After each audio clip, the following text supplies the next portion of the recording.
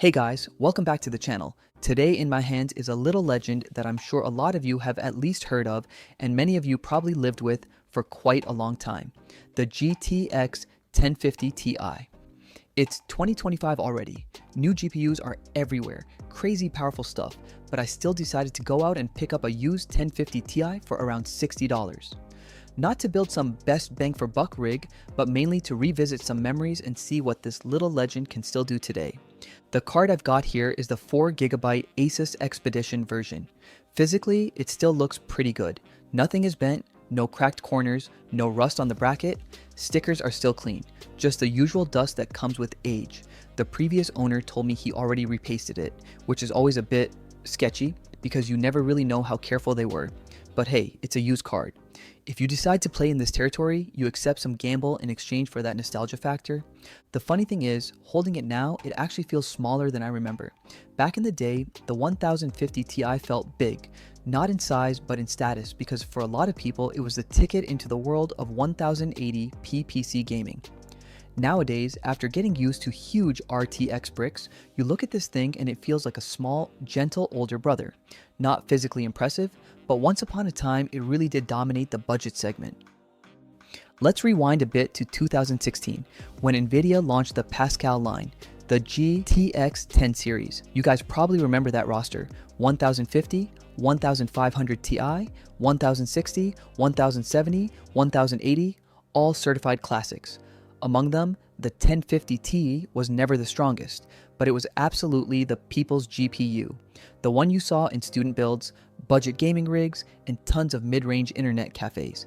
It nailed exactly what people needed at the time: affordable, good enough performance, and super easy to drop into an existing system. The first big advantage was power efficiency.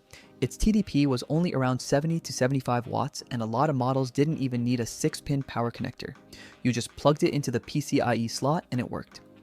In an era when a lot of us were running, let's say, questionable power supplies, not having to worry about an extra 6-pin was a huge plus.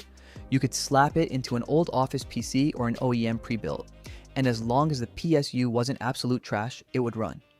The second advantage was the 4GB of VRAM. For that time, and for that price range, 4GB was very generous for esports titles and a lot of offline games on medium to high settings. Compared to 2GB cards, that extra VRAM is what gave the 1050 Ti such a long life. As games started asking for more VRAM, the 2GB cards fell off hard, but the 1050 Ti kept hanging in there for quite a while. The third point is that it arrived right in the middle of the 1080p era. 1080p was basically the standard. 144Hz was just starting to spread but hadn't exploded yet. If you built a mid-range system and dropped a 1050 Ti into it, you could happily play League of Legends, CS, GO, Overwatch, even PUBG with sensible settings. That was more than enough to make a lot of people very happy. If you went to gaming cafes back then and opened CPU Z'd, you'd see 1050 Ti and 1060 everywhere. High-end cafes ran 1060s or better, but the more budget places that still wanted to invest a bit, 1050 Ti was the classic good, cheap, reliable choice. And then the crypto wave crashed over everything. Even though the 1050 Ti wasn't a top-tier mining card, it still got sucked into the general VGA price madness. At that time, anything with GPU written on it suddenly became expensive. If you lived through 2017 to 2018, and then again 2020 to 2021, you probably remember that suffocating feeling looking at GPU prices. A humble 1050 Ti that used to cost just a few $139 suddenly shot up to a level where all you could do was laugh. New cards were sold out, used cards were being fought over like Black Friday deals. But no era lasts forever. After the 1050 Ti came the GTX 1650, 1650 Super, then the 16 series, 20 series, 30 series. Newer cards were stronger, more efficient, and packed with new features. Meanwhile, the 1050 Ti slowly started to fall behind in heavy AAA titles and visually demanding games. Fast forward to 2025, where I'm sitting now talking to you. The market looks completely different. Used GPUs are everywhere. 1650, 1660, 1660 Super. If you're patient with deals and clearance sales, you can easily build a machine that outperforms the 1050 Ti by a good margin. In that context, the GTX 1050 Ti has turned into more of a nostalgia piece than a practical recommendation. The going price now, like what I paid, is around $60 depending on condition and warranty. It's not a performance per dollar king anymore. Instead, it's something you buy because of how it makes you feel. Either you used to own one, or you just want to hold on to a little slice of PC gaming history. Alright, enough backstory. Let's talk about what this card actually does in 2025. All the games I tested were run at 1080p Full HD on a reasonably strong system, a Ryzen 7 5700X, 16GB of RAM and an SSD, so the 1050 Ti can shine as much as possible without getting bottlenecked by CPU or memory. First up is CS2, a competitive esports shooter that's okay-ish in terms of optimization. I set the graphics to medium at 1080p. With that setup, the 1050 Ti pushes out an average of about 150 FPS. In-game, it feels very smooth, flicking, tracking, spinning the camera. Everything is stable, nothing feels choppy. The 1% low is around 81 frames per second, which means even in the worst spikes, you're still comfortably above 60. So for ranked play, this is totally fine. The card stays cool and power consumption is only around 68 watts. Classic 1050 Ti behavior, low power, low heat, easy on those mid-range power supplies. Next is PUBG, a great example of the GPU isn't that weak, but the game isn't optimized well. I also use medium settings at 1080p. Under those conditions, the 1050 Ti delivers an average of about 62 frames per second. On paper, that sounds fine. Above 60 is playable, but because PUBG's optimization is rough, you will feel occasional stutters and small hitches, especially when dropping into crowded areas or whipping the camera around quickly. The 1% low is around 46 frames per second, so when the frame rate dips, you do notice it. The GPU temperature goes up to about 71 degrees Celsius and power draw is around 70 watts. For an older card, this is totally normal, but the overall PUBG experience is more like, yeah, you can play it, but it doesn't feel super smooth. Then we have GTAV, a game that's older but still relevant and very well optimized. Here I went a bit harder and set graphics to high at 1080p. Surprisingly, the 1050 Ti handles it nicely, giving an average of around 80 FPS. Driving, running, shooting, everything feels smooth and responsive, with no serious stutters. The game is optimized so well that even with the GPU running at 100% load, the experience remains solid. VRAM usage sits around 3.2 gigabytes, almost maxing out the 4 gigabytes but still within a safe limit. So if most of your library is from the GTA 5 era or older and you play at 1080p, the 1050 Ti in 2025 is still kind of not retired yet. Things get more demanding when we move to Red Dead Redemption 2. At first I was greedy and set everything to high at 1080p. With that setup, the average FPS is only about 20. At this point, the 1050 Ti is at 100% load, the cores and VRAM are pushed as far as they all go. The interesting part is that the game doesn't glitch or freeze, it just feels slow, like you're playing in slow motion. If you just ride around and admire the scenery, it's sort of okay, but for intense combat, 20 FPS is painful, so I dropped everything down to the lowest settings while staying at 1080p. That bumps the FPS up by roughly 10 frames, so we end up around 30 FPS.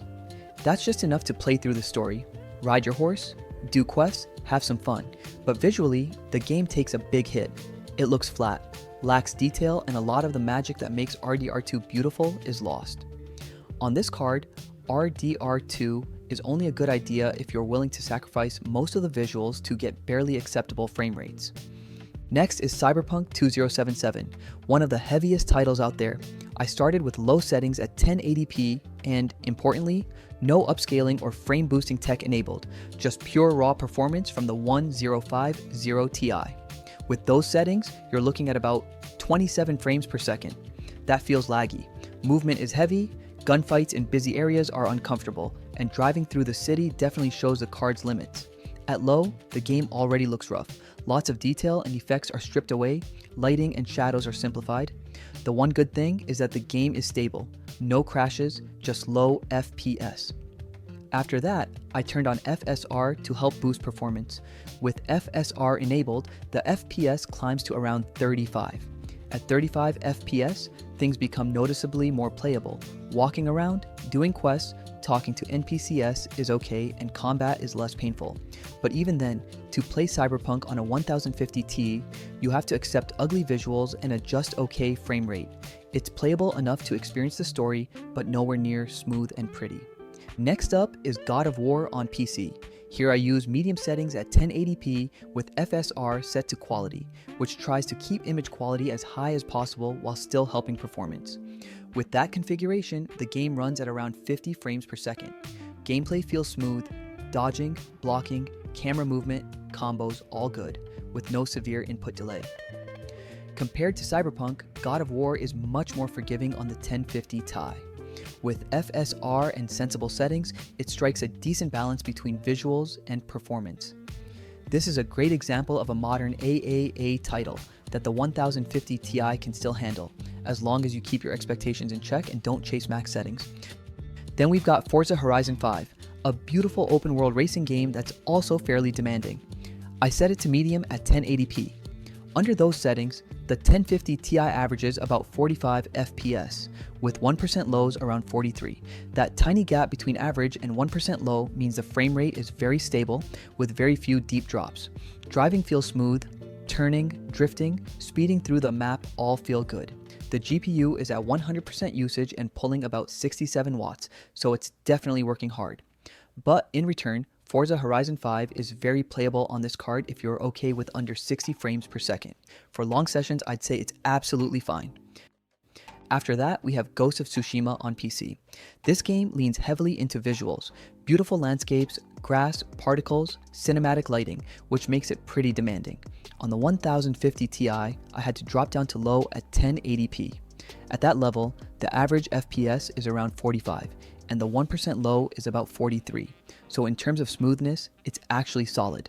Movement, combat, camera controls all feel fine. The card is again at 100% load, drawing about 67 watts.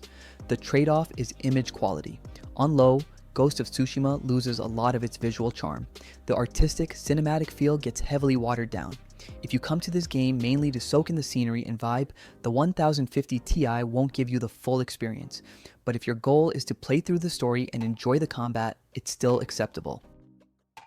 Next is Silent Hill 2 Remake. Once again, I ran it on low at 1080p. With those settings, the average FPS is around 42, but the 1% low drops to about 16. That means most of the time the game feels fine, but every now and then you'll get noticeable stutter, usually when transitioning between scenes, loading new areas, or when heavy effects kick in.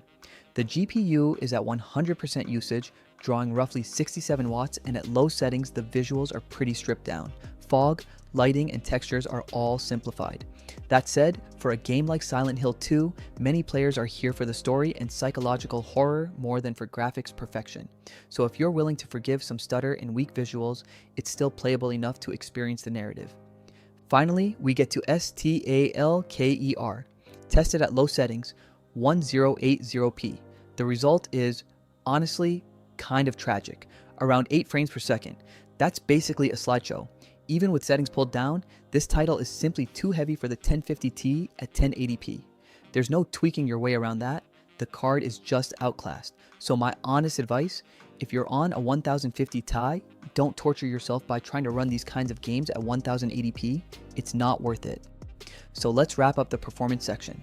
For lighter esports titles like CS2, the GTX 1050 Ti is still very solid, high FPS, good 1% lows, cool temps, low power usage. For older, well-optimized games like Grand Theft Auto 5, it can still push high settings at 1080p without breaking a sweat. But once you move into heavier AAA territory, Red Dead Redemption 2, Cyberpunk 2077, God of War, Ghost of Tsushima, Silent Hill 2 Remake, the card starts running into hard limits. You're forced to choose between low FPS or ugly visuals. In a few games, like Cyberpunk and God of War, FSR helps a lot, but even then the best you get is playable enough to experience the story, not a truly smooth, modern experience. And in extremely demanding or poorly optimized scenarios like STALKER at 1080p, the 1050 Ti just doesn't have the horsepower anymore. Short version, in 2025, the GTX 1050 Ti still lives comfortably in the world of esports titles, older games, and well-optimized engines. But if you want to dive deep into the latest AAA games with heavy graphics, tons of effects, and high FPS expectations, this old legend will show you its limits very clearly. Even so, for me, the reason to buy it again and make this video isn't about is it still worth it?